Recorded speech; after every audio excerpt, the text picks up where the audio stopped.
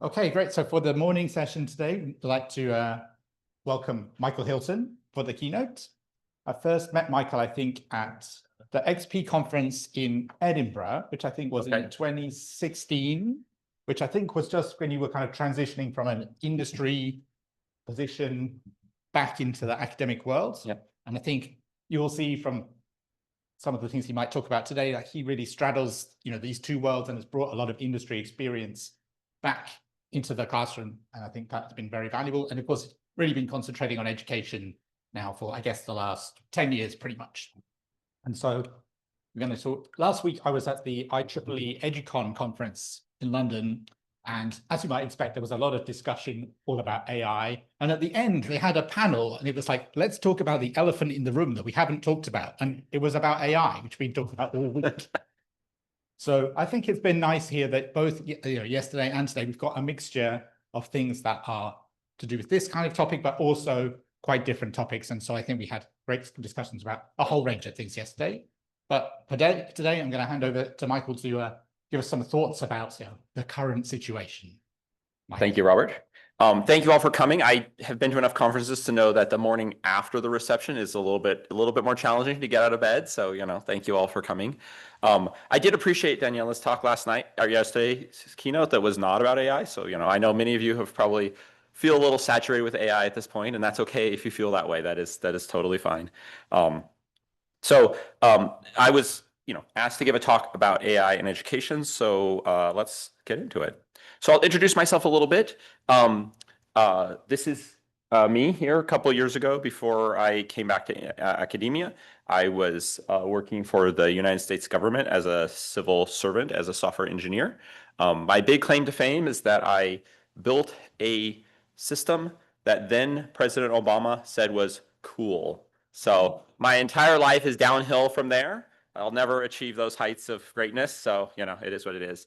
I'm also very proud of the fact that I have one extra degree than most of my colleagues. So my first degree is an associate's degree, which is from the two-year community college system in the United States. So if you're not familiar with the US education system, the community colleges are generally for lower income, lower prepared people, and the vast majority of my colleagues, went straight from high school to a 4-year institution. I went to a 2-year community college.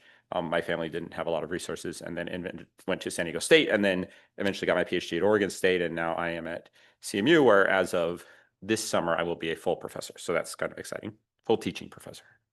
So I was asked to discuss this topic. So, so if you don't like the topic, you can go talk to the organizers later. So don't yell at me.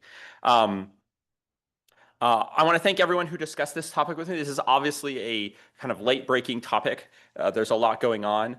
This is a rapidly changing world. I wanted to give the disclaimer up front that I feel like my expertise is in SE and education, not particularly in AI. So I'm an AI user. I'm not an AI developer. So I want to give that up front. So if you start asking complicated questions about, random forest tree walks, I'm not your guy.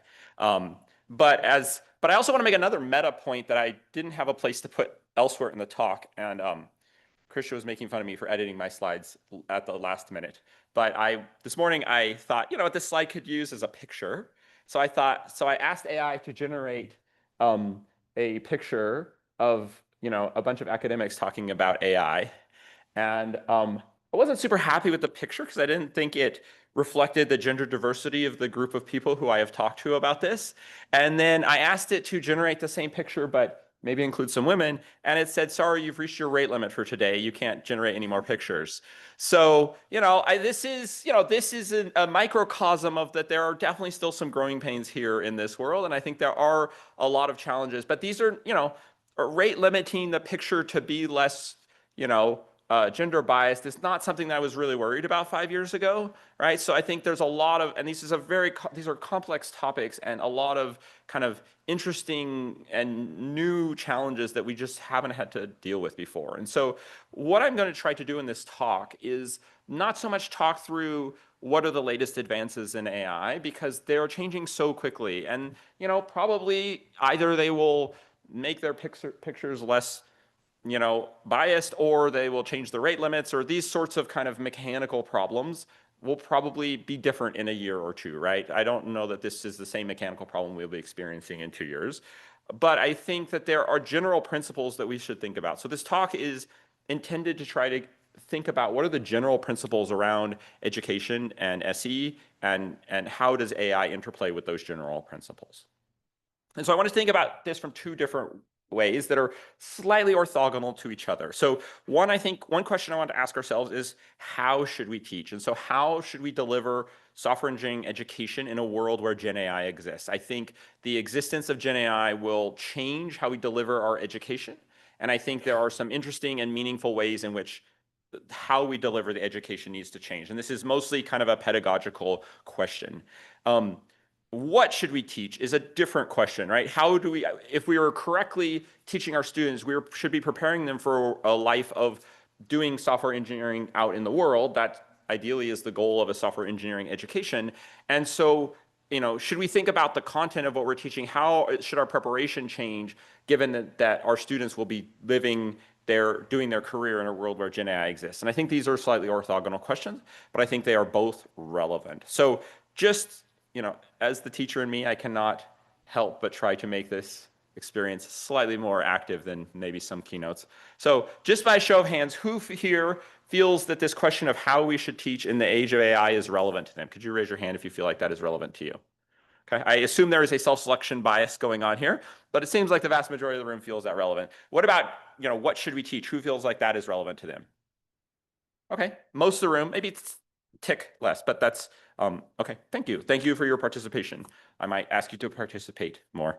I'm going to try to not use the entire time, and then we're going to try to have a discussion, a little bit of a group discussion, and we'll discuss that when we get there, but just so you know. Okay, let's start talking about the first. We'll talk about the first one first, and then we'll talk about the second one second, as cleverly I have planned this presentation. How can we effectively deliver software education in a world where Gen AI exists? So this is Herb Simon. He is one of the founding people at CMU. So his quotes are like emblazoned in our garden. There's a big thing with his quote on it. But I think this is a really, really important quote, and I really, really like it. Learning results from what the student does and thinks, and only from what the student does and thinks. The teacher can advance learning only by influencing what the student does to learn. So I really, really like this quote.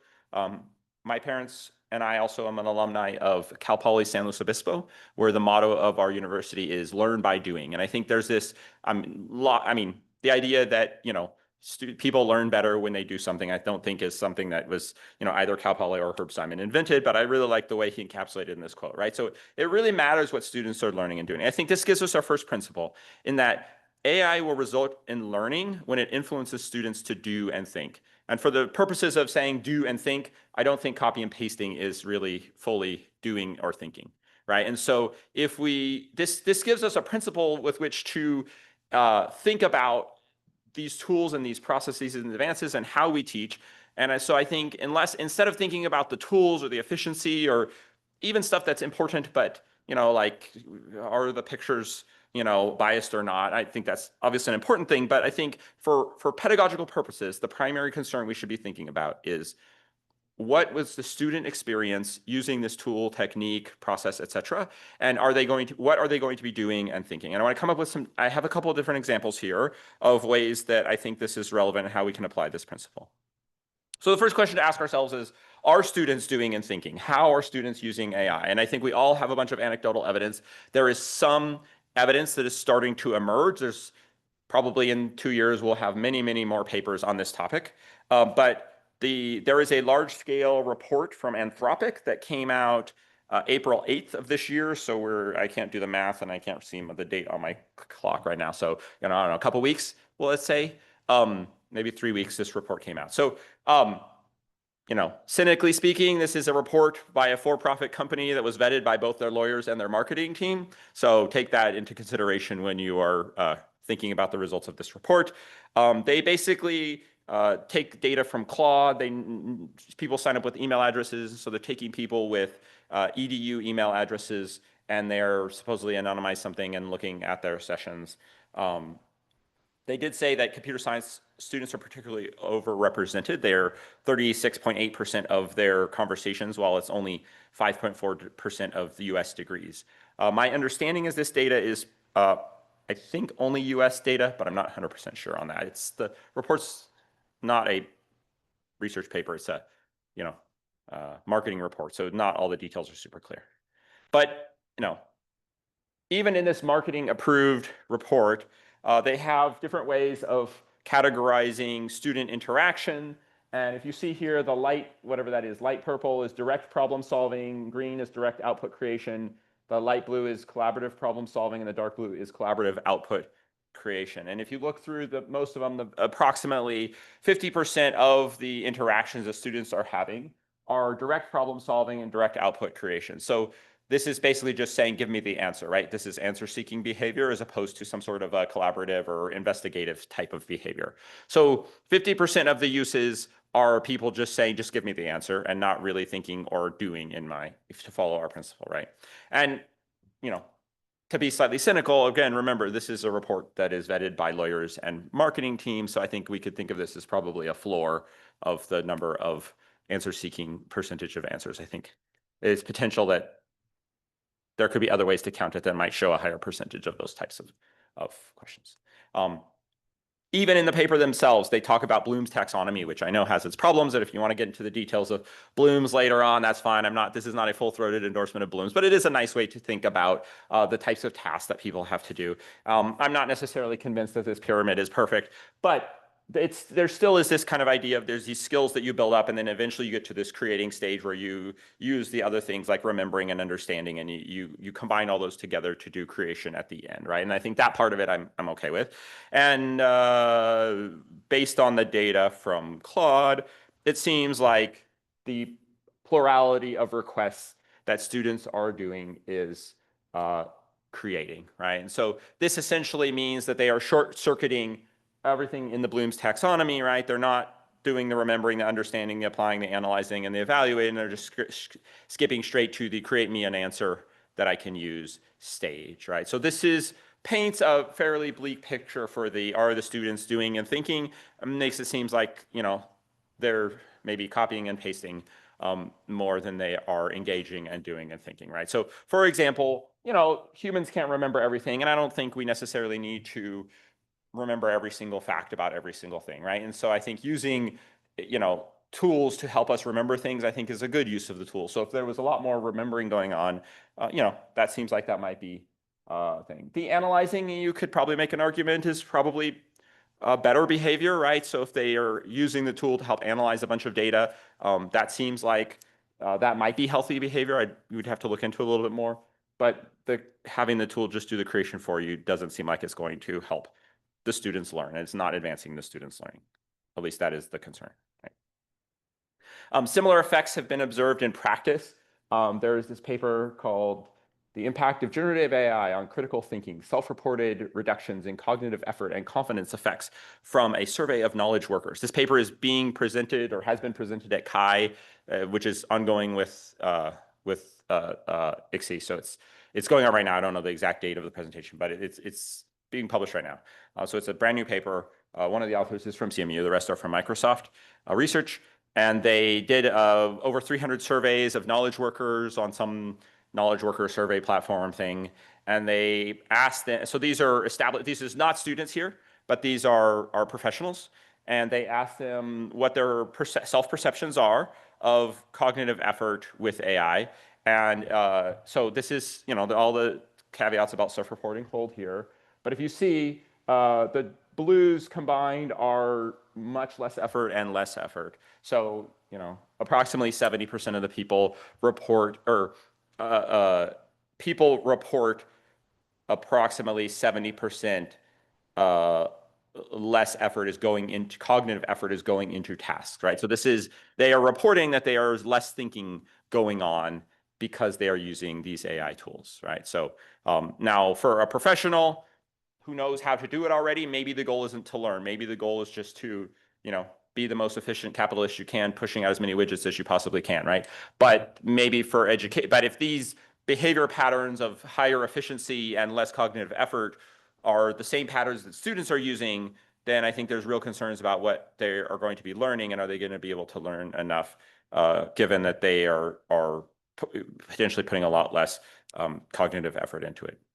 I have had conversations with people here at this conference, and they have told me about as yet unpublished work that I don't feel comfortable putting on a slide yet, but that seems to be that the indications are that this data is going to have similar-ish results for students as well, and that we will see that students are also putting in less cognitive effort. The study is still ongoing, so I can't claim it yet, but I think that it is highly likely that we will see similar results for student cognitive effort when those studies are finished and ready to be published. So they might change, but anecdotally also, I feel that this wouldn't be a surprising result, right? So why is this important? Why do we not want our students to copy and paste answers from the AI tool into our thing, right? I mean, in some ways you could say, well, a devil's advocate could say, well, as long as they can get to the right answer, like, why does that matter, right? And I'm going to argue that what we should really care about is this idea of building component skills, right? So this is a well-established principle in pedagogy, that it is important to have component skills. So these pages are citing this book, How Learning Works. And there's this idea of we want our students to develop mastery of subjects, right? And so if we want our students to develop mastery, they have to acquire component skills. They have to practice integrating them, and they have to know to apply what they have learned, right? So you can't master something without having the component skills necessary for that. I'll give some examples here in a minute, but I just want to say that if I propose that we should be really trying to get our students to achieve mastery of software engineering. That should be the goal. And so to get there, we need to have them have component skills, practice integrating them, and knowing when to apply them, right? And so here is this diagram from this book I really like. And so, I think component skills matter, right? So, you have to acquire the component skills, and you have to practice integrating them, and you have to know when you apply them. So you will all be able to, basically guess my age by the movie references I will use in this presentation. But maybe an example of this from the popular imagination, right, is this idea of wax on, wax off, right? The point, for those of you who are not well-versed in 80s karate movies, right? If not, you should just immediately get up out of the session and go watch Karate Kid. It's probably much more relevant than what I'm talking about today. But there's this idea that Mr. Miyagi teaches Daniel that he has to wax the cars, right? And so he's waxing on, waxing off, and he's tricking the student, right? And then at the end of the movie, we find out that these are actually the movements for karate, and he's learned all the movements by doing these chores around the house, and he, of course, wins the, San Fernando Valley Karate Championship, right? Spoilers for a, 40-year-old movie. But this idea of wax on, wax off, if this is a component skill, right? This is the motion that you need to learn to be able to do the karate skills. And he's teaching him this component skill. If he short circuits that component skill of learning the individual motions of the karate, then he will never be able to put those together into a full-fledged fighting routine, right? And so, my biggest fear is that if students are using these tools to skip the acquisition of the component skills of the wax on, wax off, then that they won't ever be able to achieve mastery because they won't have that foundation to do that, right? And so, I don't advocate tricking your students or making them wash your car as a way to improve their education. But let's talk about some actual ways that this could be done in a software engineering class. So there is research on this. There's specifically research on an introductory statistics course. So as an example to what am I talking about with component skills in software engineering, right? So in statistics, some examples of what can be considered a component skills is the ability to recognize relevant variables and the ability to categorize them according to type. So basically you have to figure out how you're going to set up your statistical test and what data are you putting in what places, right? So if you're doing a t-test, what are the two sets of values you're comparing against each other, blah, blah.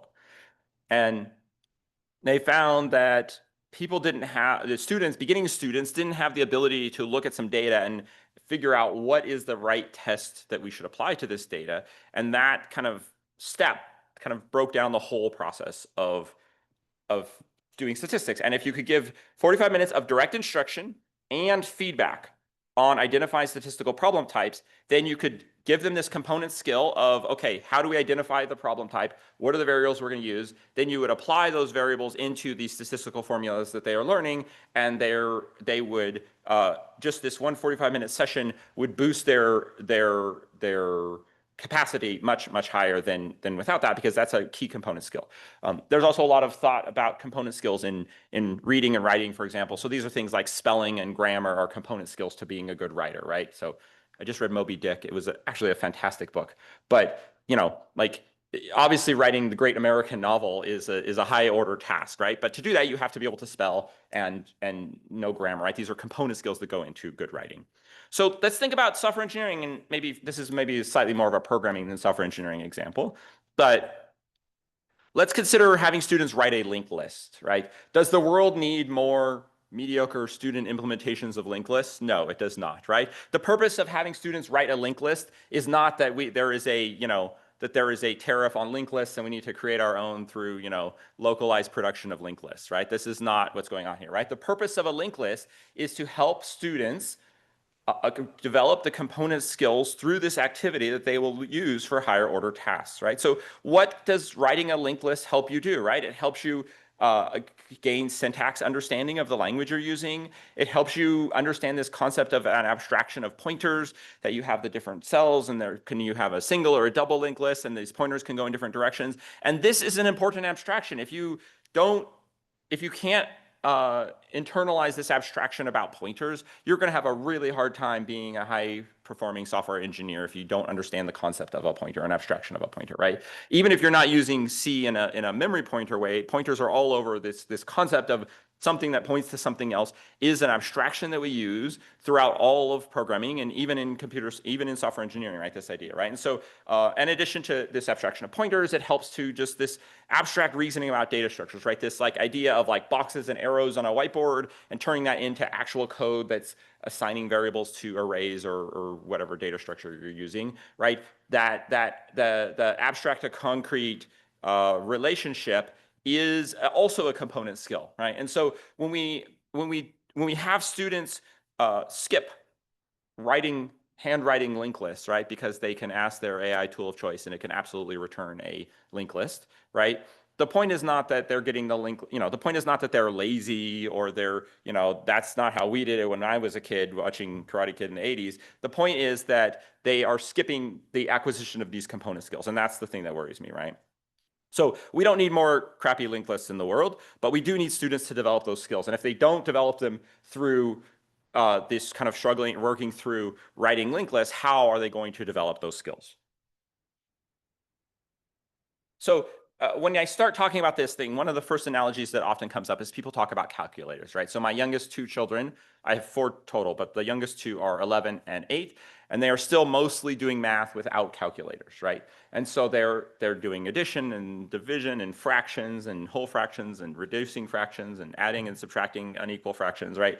And they're doing this all without the benefit of calculators, right? And so is the goal that, we're preparing for the calculator apocalypse and one day calculators won't exist, so they have to have these skills intrinsically? No, right? The point is if they internalize an understanding of addition and subtraction and fractions, this will help them with higher order tasks, right? Hopefully one day they will go on to do, high algebra and geometry and all these kind of higher order skills. And to do that, they will need to have these kind of internalized understanding of addition and subtraction and fractions and these kind of low level concepts. So this is a skills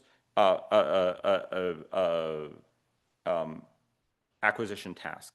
Now, the thing is that the difference between calculators and LLMs is calculators are always right? So you don't need to, we don't have a task which is supervising the calculator and validating the calculator's output, right? And LLMs being stochastic, there will always be this need to validate the output of the LLM for any thing that is not just trivial, right?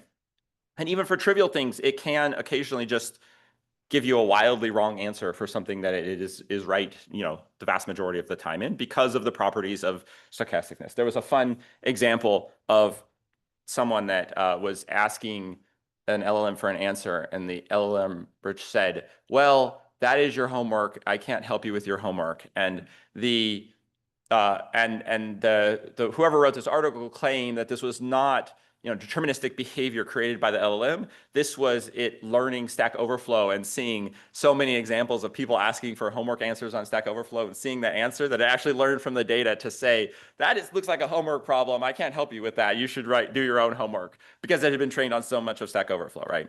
And like, what are other analogies, right? Compilers, right? For the vast majority, I'm sure many people in the room learned assembly language when they were starting out, especially those of us who were, alive when Karate Kid was released, for example, right? But most of us aren't teaching our students assembly language as a key part of a programming course anymore, or as the basic track. And this is because the compiler is, for all intents and purposes, always right? I've been a developer for 20 years, and I can't ever say I've written a bug where it was the compiler's fault. Now, if you're working on a compiler's team or you're doing something crazy, maybe, but for the vast majority of developers, the compiler is functionally always right? So we are kind of in this brave new world where we have these analogies and we have these processes of where we teach someone something and then we have a tool step in to help them do it quicker and more efficient later on. But in almost all these cases, the tool is always right, and we don't have this oversight step. And this is kind of a new thing, this idea of an oversight step. And I'll come back to that because I think that's important. So why don't students just, do the work, write the linked lists, right? Is it that there's just kids these days, right? Is that the problem? Is it too much TikTok? I don't know. It seems like all social ills get blamed on TikTok, right? I don't think so, right? And I think it's something that we should think about. And I think this is really important to talk about here. So there's this idea of this progression of learning, right? So when you don't know something, you are at the stage of unconscious incompetence, right? You don't know what you don't know. So, I mean, you might know that abstractly that there's a thing that you don't know. I know there are languages in the world that I can't speak at all, but I don't really know anything about that language, right? I just kind of have this vague notion, right? And as you begin to learn a topic, you move from unconscious incompetence to conscious incompetence. So as you start to try to do the thing that you're learning, you start to become acutely aware of all the ways in which you don't know how to do that thing and all of your limitations, right? And so if I do not speak Chinese, right? And I conceptually understand that I don't speak Chinese. But if I start taking Chinese classes and I'm trying to start to say phrases in Chinese, right, then I become acutely aware of my limitations and how I don't actually know how to speak that language, right? And you could substitute, obviously, any language that you don't speak there, or any kind of skill you're trying to acquire, right? But if you work at it, eventually you get to the point where you move from conscious incompetence to conscious competence, where if you really focus, you can figure it out and you can, say the phrase, je m'appelle Michael, right? Since I've been working on my French in case I get stuck across the river or something. So, but I can, it takes stress and focus to just say a few phrases in French that in my broken, heavily accented American French, right? So, I have some conscious competence there that I can really focus and get it out, right? And then once you are, fluent in a language or in a skill set, right, then you achieve unconscious competence. I'm not strictly thinking about English grammar while I'm talking to you, right? This is a unconscious competence that I have. I actually speak Spanish fairly well, so I have unconscious competence in Spanish as well, right? But not in other languages, right? And so, this is the progression of learning. The thing I want to point out here is that there is pain here. Learning happens with pain, and the pain comes from moving from unconscious incompetence. You could be happy as a clam at the unconscious incompetence step because you're not faced with the fact that you have limitations and you don't know things. And so there's nothing unpleasant about unconscious incompetence, right? But as you move from unconscious incompetence to conscious incompetence, you are now faced with the realization that you don't know things, you look like an idiot, you're trying to say these, whatever phrases, words, and it all's coming out wrong. You're trying to write a linked list and all the pointers are pointing in the wrong direction and everything is blowing up, right? And this is painful and this is hard for people. And the problem is us as instructors are almost all, I would say, in the unconscious competence stage, right? The vast majority of us can sit down and do the tasks we are teaching with little to no cognitive effort, right? We just have competence in this area. And we often forget what it was like to be in the conscious incompetence stage. I mean, this could have been, for some of us, myself included, right? Some of these stages happened in the last millennium, right? And so it's been a long time since I was, consciously incompetent about a for loop, right? And so, so it is, I think the danger for us as instructors is to forget that there is pain there, right? And so that pain is going to push people to try to, people respond to incentives. And if the incentive is the thing we're trying to do is painful, this is going to motivate people to use tools to avoid that pain, right? And we're all pain avoidant. I don't mean this at all as a way to be judgmental about students, but I think we should be conscious of the fact that we are asking people to do something that is hard and difficult and painful, and that there is a easy, free shortcut that will instantly make all that pain go away. And that's what we're asking them to do, right? And I think being thoughtful about that is really what we're asking them to do, can really help reframe this from them being lazy and they just don't want to put in the work, right? Which I think are wrong ways of looking at this situation.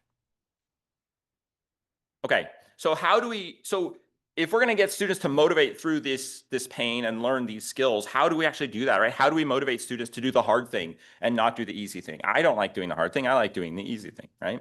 So I think one thing is that many of us are biased because most of us have been doing this since before LLMs arrived, right? And so, previously, we had these idea of extrinsic motivations, aka grades, right? Some of you might call them marks, right? But we gave a number or a letter that we assigned to the person to tell them their worth, and they could use this as extrinsic motivation to work hard, right? But the reality is it was pretty easy for us, right? Because it was often difficult to, it was fairly easy to come up with new questions that we didn't think there were answers out there on the internet for. And it was, for many students, honestly, there was pain in writing the linked list, but the easiest thing to do was just to write the linked list. And that was the easiest way to get through the assignment, right? The problem is now that the world has changed, right? So with LLMs, the correct answers are available with little to no pain for almost every, beginning question, almost every question that someone is in this conscious incompetence stage about. Those answers are now available for little to no effort, aka little to no pain, right? LLM answers are impossible to detect with high confidence. We can't just, previously people would, find solutions on the internet and copy and paste them and turn them in, and it was relatively easy to detect that. At this point, it's impossible to detect with high degree of confidence that people are using tools or not, right? And oftentimes in the past, the easiest path forward, there was pain, but the easiest path forward to getting your degree or getting your job or whatever you wanted was just to do the work. And now the easiest path forward is to not do the work, right? And I think this is a huge challenge that we need to reckon with as instructors. So I don't think we had to do a lot of motivation in the past because we could hold this like grade and a job and wages and stuff over people's heads effectively. And now we can't, right? Because they can still finish the degree with doing the easiest path. And I think that is a challenge, right? So people don't know how much you care until they care how much you know.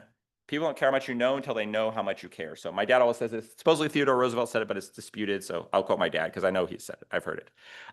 So I think we need to get people to care, right? We need to get them to care about these component skills. And if they understand that these component skills are there for them to build up into mastery, then I think we can possibly connect with students and get them motivated to care about the mastery, right?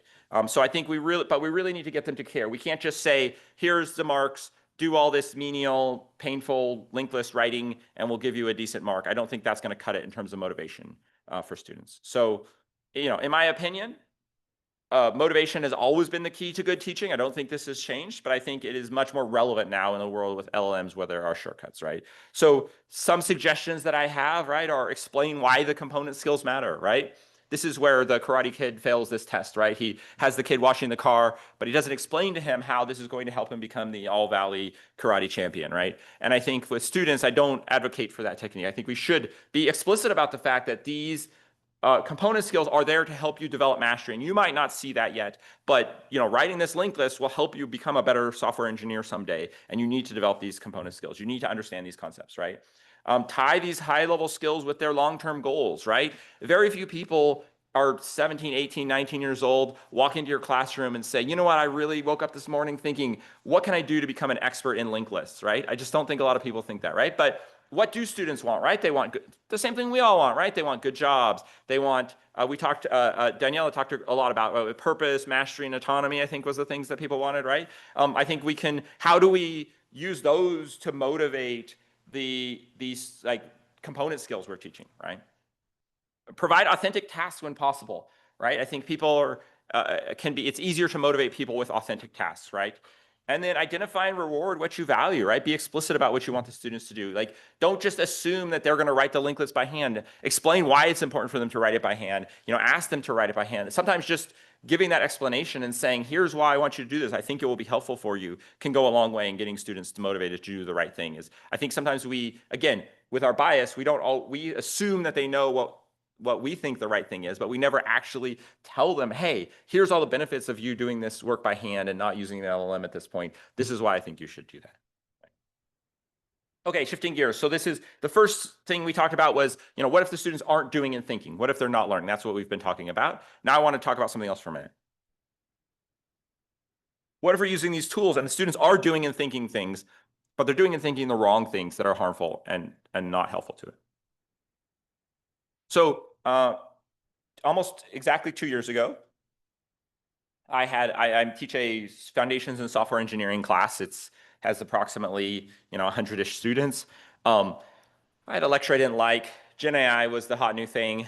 So I was like, I was trying to make my classes interactive. So I said, let's just throw out this dumb lecture on, I forget what it was. I won't say because maybe I'll offend somebody in the room if that's your favorite topic.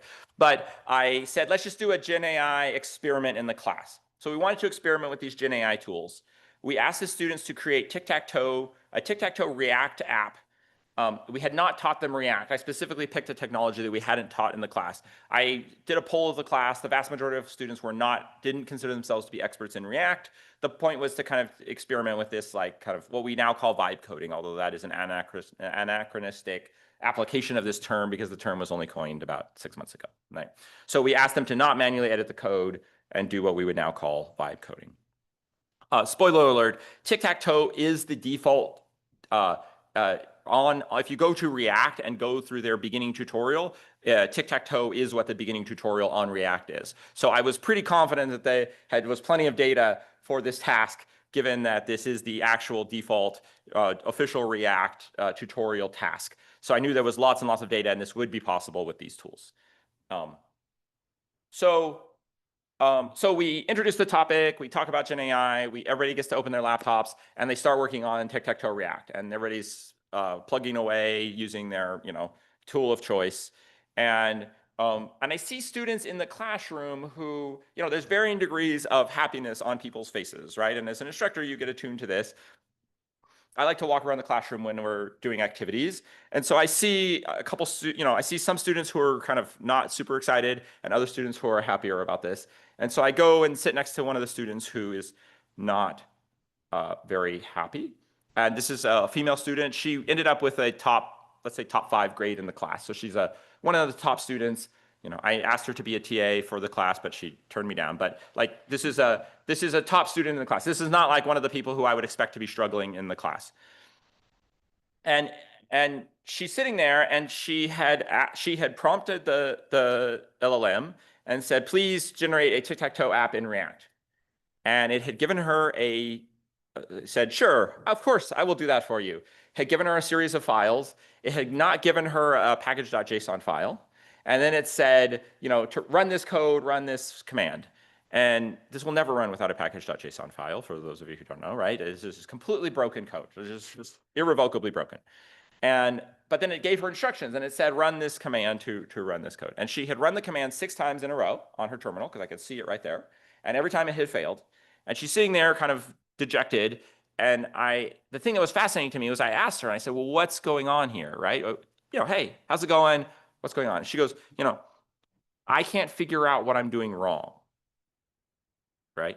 The thing is, she wasn't doing anything wrong, right? This was, the tool had given her something completely broken and that would never work in a million years. She had done nothing wrong. Her prompt was exactly appropriate for the prompt. She had done nothing wrong, but she had internalized it as this was her fault, right? Because we can all agree that AI has a very good hype/marketing team, right? Artificial intelligence. We've all seen, Terminator and whatever the big AI movies all show the end of the world coming, right? So people, lots of students assume that, if it goes wrong, obviously, is it the artificial intelligence, or is it, my dumb student self, or my, my imposter syndrome self that's the problem here, right? And then after this, I walked around the room and several other students who also came from groups that we would consider to generally have lower self-efficacy. There was an African-American student, another woman, who all kind of had the same reaction. I can't figure out what's going on. I don't know what I'm doing wrong, right? And the reality is none of them had done anything wrong. They were all just people who, determined stochastically had gotten a bad output from the stochastic parrot. I can't figure out what I'm doing wrong. I'm not sure what I'm doing. I can't figure this out, right? Blaming herself, not blaming the AI. After the class, we had like a debrief session, and one of the students who was not from a group that we would consider to be low self-efficacy said, I don't really like it. It's like programming by yelling at a stupid person, right? So, I mean, if you think of it, this is a crass way to say prompt engineering, right? But the thing I want to point out is there's a wildly different reaction from I'm not smart enough and I can't figure out when it was clearly the AI's fault to I think it's programming like yelling at a stupid person, where the other student is clearly saying, obviously it's a he, right? But like he said that, I'm smarter than the AI. It's a stupid person. I have to yell at it and kick it a couple times to get it to do what I want, right? How the student viewed themselves in relation to the AI was wildly different, right? And these were both students in the same class. They were both decent students. They're both great people. I know them all both personally, right? But they both had these wildly different reactions to the tool, right? And so I've done a series of exercises like this as follow-up, but I never want to make the same mistake of making the students with lower self-efficacy feel bad about themselves. And so one thing I've done is in subsequent classes, I've demoed it myself first, and I've intentionally found some way to get the tool to fail for me, right? And so I will get some bad piece of code. I'll run the code will give an error. Then I, ask the thing, say, hey, you gave me a bad piece of code. It'll say, oh, I'm so sorry. Here, let me give you a patch. And then the patch doesn't work. And you say, oh, it doesn't work. Oh, I'm so sorry. Here, let me give you a patch. Gives you the exact same patch again. The patch doesn't work, right? And you demo this. And then I say, well, you know what? These tools, sometimes they just give you bad code. This is what happens, right? Now I want you to try it, and you might get some bad code. If it does, you just have to come up with a different way to ask it a different question or try a different thing. But I show it not working for me.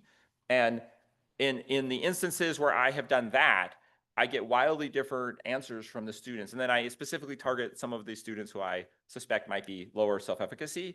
And I go around and talk to them, and I get things like, it's also failing for me, right? Now they are not saying that it is their fault, right? They're saying, oh, the thing that happened to you, the professor, is also happening to me, the student, right? And so it helps with that attribution aspect, right? The AI isn't able to create the code that I need. Right now, they are understanding that there are limitations to these tools, and sometimes they all don't work properly, and they're not blaming themselves after they have seen it fail for the instructor who, is in a position of power and privilege over them. This semester, Austin Henley, who maybe some of you know, who's recently joined us at CMU, is a great guy. He was co-teaching with me, and he did this real interesting example. So he did the vibe coding exercise this year. So we use this open source project called NodeBB in our project. It's a node-based bulletin board open source project system. And he went through these steps where he asked the students to ask questions about NodeBB to their favorite AI. He asked the AI to where to provide a fix, where to patch, and then even can ask for patch, but providing a little bit of context code in the ChatGPT interface. And they were almost all completely wrong, right? And he asked the students to evaluate whether it was right or wrong, and the vast majority of the answers were just totally wrong.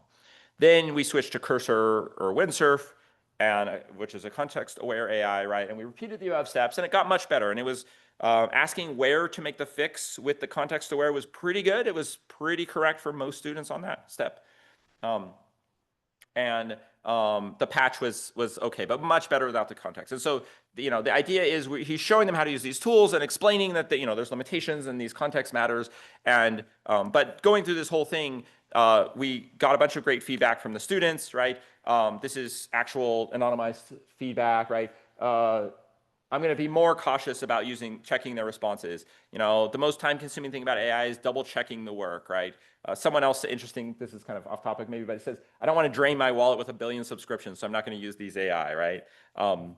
I think I'll likely to use it the similar as before, but I'll take it as a suggestion instead of fully believing in it, right? So the purpose of this exercise is to help people adequately calibrate their trust in these systems and not to overtrust them, but understand that they can have value in the right context, right? And so, why does this matter? I just want to be very explicit about this, right? The attribution really matters. This is one of the most important things you can do for your students. This has been shown in the research to really help them is to students who feel like they don't belong will attribute their mistakes to them not belonging. But students who feel like they do belong will attribute mistakes to the inherent challenges of the task. And so one of the most powerful things you can do for your students, particularly the students who might feel like they don't belong in your class, is to help them understand that these tasks are inherently difficult and the challenges that they face are not because they are a woman or minority or whatever, or that they, or they're a white dude, but no one else realizes that they're not as smart as everyone else, or whatever insecurities that student might have.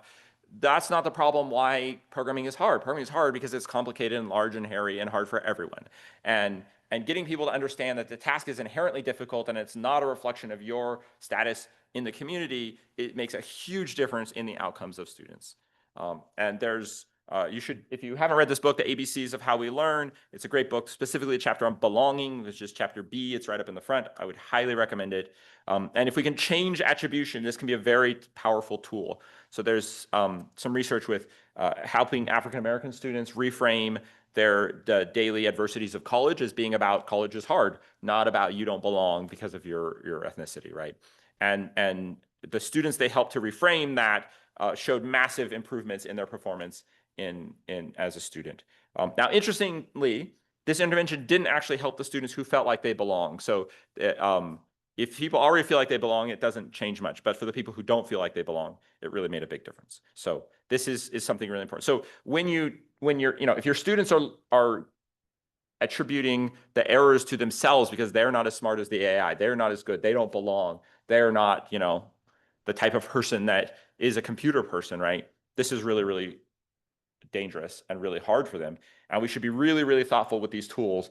Are we building tools, the reality is the vast majority of us feel like we belong in computing, right? Like there's a selection bias here, right? We almost all have PhDs. This is like 20 years of our life, right? Like the people who didn't feel like they belong are not in this room anymore, right? And so we need to be really thoughtful about how, are these tools, maybe it works for us because again, those interventions didn't affect the people who already felt like they belong. So if you feel like you belong, you might think, oh, this doesn't matter. No one needs to know this because just because it doesn't matter for you, doesn't mean it doesn't matter for them. Okay, I don't want to all be doom and gloom. I don't want this whole thing to be about, AI is bad. I want to talk about some positive uses of AI in education. I was able to go to Spain with my family over spring break, and I was able to stop into the University of Sevilla and meet with some people there. There's a preprint here in the slides if you want to look at it later. So they're using Gen AI for requirements engineering interview practice. And I think this is actually really cool. So I used to teach with Christian, and then he moved on to a different class, but we used to do these requirement interviews in our class. But then our class grew, and we just couldn't scale up because of the amount of human hours it needed for interviewees. The students, only would really get one chance to interview because of the scale of the class and how much interview time we had. They were almost all uniformly horrible at doing requirements interviews, and they weren't really getting a lot of value out of it, so we just axed this whole thing and just cut out requirements interviews from our program because I couldn't find a way to do it effectively at scale. And so what they're doing at the University of Sevilla, and I hope to incorporate this in the fall of my class, is, so let's just think about for a minute before Gen AI, what did interviews? So students would interview humans as part of requirements engineering. For their class, the students had to go find someone who would grant them an interview. This oftentimes turned out to be a friend or a relative or, a cousin or neighbor or whatever, right? There's a high cost in human time of the subject, right? Because it takes a long, if you're asking everyone in the class to go out and find an hour of someone's time, this is hundreds of hours of people's time that you have to find, right? Course staff didn't have visibility into the interviews, right? Because we weren't there for all the interviews. And subjects can be overly agreeable. They just kind of say yes to everything. They might talk in circles. They don't really know what they want, right? These are the properties of these like friends and family that when you interview them for requirements interviews. So if we think about Gen AI, right, they came up with this agent and they have some prompting framework and stuff. But basically, they ask the students to do practice interviews with the Gen AI before they go out and interview humans, right? So now the course staff has a transcript of the interview and they can review it and give feedback on their interviewing process. And so now the students this is low cost, right? So we don't have to, it doesn't cost, uh, 100 hours times, an hour times 100 students doesn't cost 100 hours of human time for every iteration of practice, right? So students can practice 3 or 4 times before they have to go out and interview a human, right? And then one nice thing about this specific task is the Gen AI characteristics match the human subject tendencies, right? Being overly agreeable, not really know what they're talking about, talking in circles, right? So there's a nice match there in that it accurately reflects what it's like to interview a human. And so I think the principle here is if we think about going back to that quote about students doing and thinking, by allowing students to practice their requirements interviews with the agent before they go out and talk to a human, they get more time to do and think, right? They get to do more interviews. They can do 3 or 4 interviews before they get to the final human interview, right? And so they're getting more practice. They're getting more feedback. This principle of like more practice means more learning. There's more learning happening here, right? I also think that these practice interviews should not replace human interviews, right? I think if you just try to replace the human, that's the wrong approach. But I think if you can use these as a simulator to help students practice at scale before going out and interviewing the humans, then I think this is the appropriate use of a tool like this. So we are seeing we can help the students develop the skills, but they can still go out and talk to a human as part of the process. So I think this is an example of a tool that can be very helpful. It allows the students to think and do more things and provides value to the learners. Okay. These are not equal halves, so don't worry about it. We won't be here for another hour. I want to talk quickly about how should we think about educating students for a career in software engineering in a world where Gen AI exists. So this is, where should we be aiming our programs? This is going to be a little bit more speculative, and I don't have as much data and facts here because this is a little bit more opinions, but hey, it's a keynote, so I get to give opinions. Will software engineering exist in 10 years, right? This is the question that lots of students ask me this. Spoiler alert, I think it will.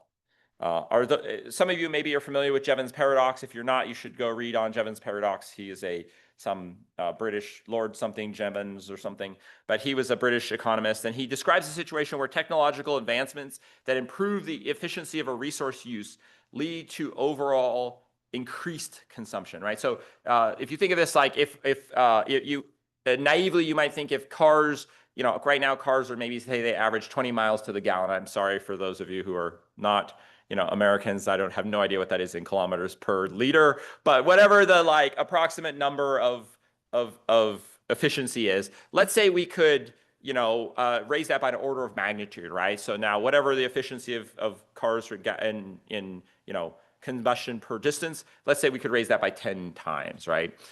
And naively, you would say, well, gas usage will drop because everybody's using way less gas on every trip they make.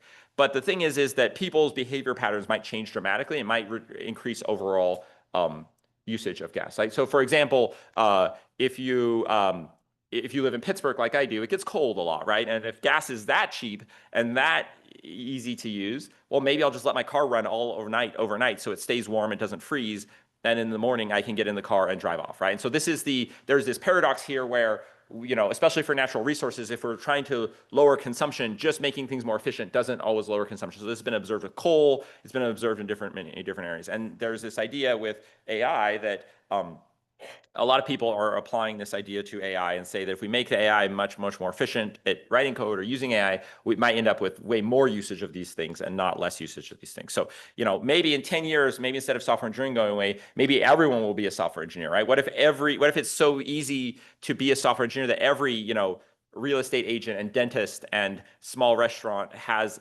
someone doing software engineering for them, right? So there's an alternative vision of this world where now basically everyone needs to learn software engineering skills, not just the select people who are I forget what Anthropic said, 3.5% of students in U.S. universities, something along those lines, right? These are just kind of this is kind of a little bit more of random thoughts here at this point. There's this idea of Knowles' law of media accuracy, right? Everything you read in the newspapers is absolutely true. except for the rare story of which you happen to have firsthand experience, right? So this idea that we all know in our areas AI is not, going to replace us, but we think it's going to replace everybody else, right? So I don't know if some of you noticed, but the calculator picture that I used earlier was AI generated. And I think that it might not be the exact calculator you might want to be using, right? And I do have enough firsthand knowledge of calculators to know that you're gonna have some problems if you try to do math on this calculator, right? So I know this is maybe a cheap joke at the AI, but still, there's this idea that people overestimate the correctness and the skill of AI for topics for which they know nothing about, right? My brother is a lawyer, and he was arguing a case for the California, I don't know, it's not the Supreme Court, but the one level below, and it's televised, and it's my brother, so he sent the YouTube link earlier, and I was like, hey, I'm going to be at court, and you can watch it, and so I watched his thing, and it was good. I think I'm not a lawyer, so I just supporting my brother as a good brother does. The case after him was fascinating to me. The lawyer gets up and starts to break into their spiel, and the judges immediately interrupt them and say, when you talk about your brief, right, the paper you submitted, you cite these cases that don't exist, and you this and that, and did you use Gen AI for the creation of this brief? And the lawyer's like, well, let's not forget this is cases about a child and their parent and blah, blah, blah, blah, blah. And they're like, yeah, we understand the facts of the case, but like you can't turn in a brief that references all these cases that don't exist or are completely irrelevant to this case. And they kind of tore into her, right? But, so, I mean, again, this is another domain that I don't understand the law, but I could tell by the judge's reaction that they were not happy with this AI slop being submitted to their court. So one way to think about this is like, oh, we could say, well, AI will always be bad. It's always going to be garbage. We should just never use it, right? This is a picture of Ottawa in 1895. I don't know if you noticed the primary locomotion engine for the transportation, but it is horses, right? I have been walking around Ottawa. I haven't seen any horses being used for transportation in the time I have been here, right? Horses used to be essential for transportation, right? This was the primary mechanism of transportation in most cities in the late 1800s, right? People loved having horses. There were people who really liked having their horses, right? The people, but horses are no longer efficient for transportation, right? So maybe if you go to Central Park, you can go on a nostalgic horse ride. But as far as actual transportation around cities, I have not seen a horse option on Lyft or Uber yet, right? But they are now a niche and expensive hobby, right? People still have horses. Horses still exist. These are real animals, right? But they are now a hobby. To have a horse is a hobby that you pay a lot of money and you have your horse and you go ride your horse for fun as a hobby, not as a efficient transportation mechanism. And I have a very good friend, Hiram Wright. He wrote the Software Engineering at Google book. And I was asking him his thoughts on this topic. And he said, well, he really likes this concept of like Zen coding where you get in the zone and you're in the flow state and you're coding. He's like a lot of people, our age like that sort of thing, especially there's a selection bias, obviously, for people who like that and people who become software engineers that you've heard of, obviously. But, maybe this idea of Zen coding is going to be relegated to a hobby, right? And maybe for people to efficiently create software in the marketplace of the world, that they're going to have to use these Gen AI tools because they're going to be more efficient and more powerful than writing everything by hand, right? And this is kind of the analogy to horses, right? And so you can still sit on the weekend and do your Zen coding with no AI tools, and I don't really want to get, a physical altercation going here, but, Vim or Emacs or, those sorts of things, right? Like these are those sorts of battles, right? But if you want to use one of those tools, I have opinions about which is the superior one, but I'm not going to say it here in the room. But like people like that, and there's people who like to program with those things, and that's okay. But we probably need to realize that the Vim and Emacs is probably like the horses as transportation. Like in the future, Cursor is just going to be much, much, much more powerful than Vim or Emacs or a human using Vim and Emacs, honestly, right? So I think a human using Cursor is still the human is really the thing that matters, but it's just the efficiency gains might be similar to that of a horse versus a car in terms of getting to the airport, right? So I think we really need to think about the idea that like we need to prepare our students that this is the world they're going to be. One of the smartest engineers I know works at DoorDash, and he was telling me that his boss sends him automated messages when he doesn't use enough AI in his coding throughout the week because they have metrics to track this, right? On the other hand, here's some data from this software reports. There's a bunch of papers that have similar results as this, but basically most developers spend less than an hour coding a day. 90 some percentile spend less than 2 hours coding a day. So, even if we do make programming go away via cursor and AI tools, right? It's still just as, hopefully we don't need to remind everyone, but, software engineering is a lot more than programming. And just because even if programming were to go away, the vast majority of software engineering would still be activity that needs to happen, even if we took programming out of the equation. Right? So where do we go from here?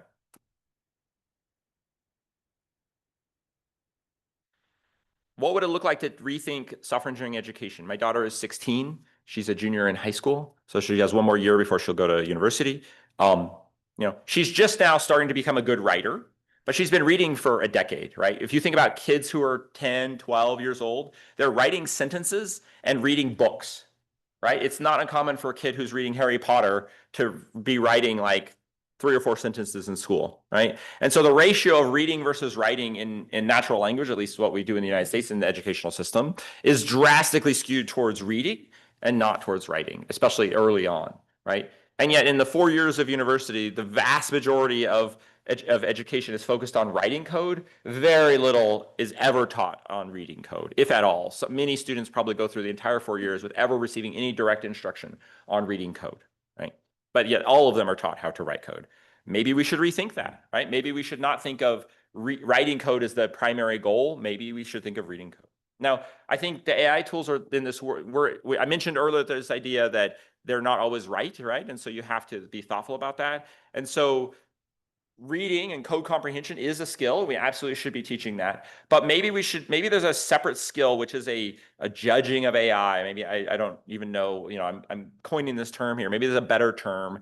But maybe there's this skill of evaluation or verification of the AI that we should be thinking about and teaching as a separate skill. And I don't think we've had enough experience as a community to know what that skill actually looks like in practice yet, but I think maybe we should be thinking about how can we investigate what those skills are and then how to teach the next generation.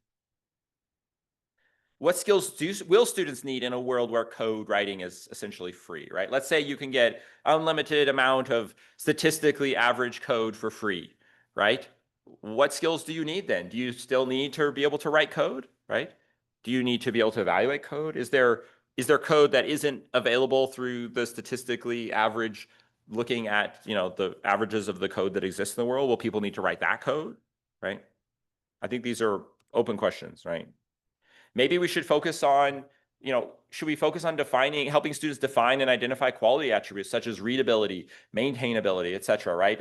If they're going to be judging the AI, there's correctness is maybe one thing they're looking at, but maybe we're looking to make code that is readable and maintainable, and evaluating the readability and maintainability of AI generated code might be a skill that could be infused in students to give them a huge advantage over other people who don't have those skills, right? And again, how do we teach students validation and verification for code that they don't write? So I think these are open questions. I don't have answers to these questions today, but I think these are the types of questions we should be thinking about as a community and trying to find answers for in our studies and in the things. I personally hope that you see these questions as focused on the students and focused on the learners, right? There's not a question on here on how do we, more efficiently, get the grades done or something like that, right? Like the point of these questions is not to focus on efficiency of the factory model of education. The point here is to think about the students as people, and how can we, in this new world, how can we find ways to help the students out. I live in Pittsburgh. Jeff Goldblum is a great Pittsburgher. I will wrap up here with another great movie quote, right? Your scientists were so preoccupied with whether or not they could, they never stopped to think if they should, right? This is a quote from Jurassic Park, right?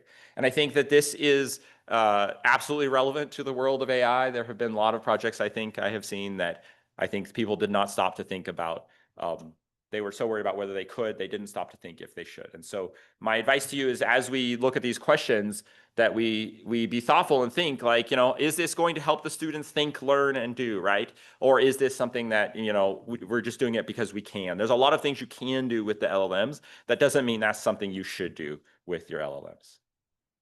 So I propose that software engineering should be about people building software for people. And they can use tools for this, but ultimately we should focus on the people building the software and the people we are building the software for.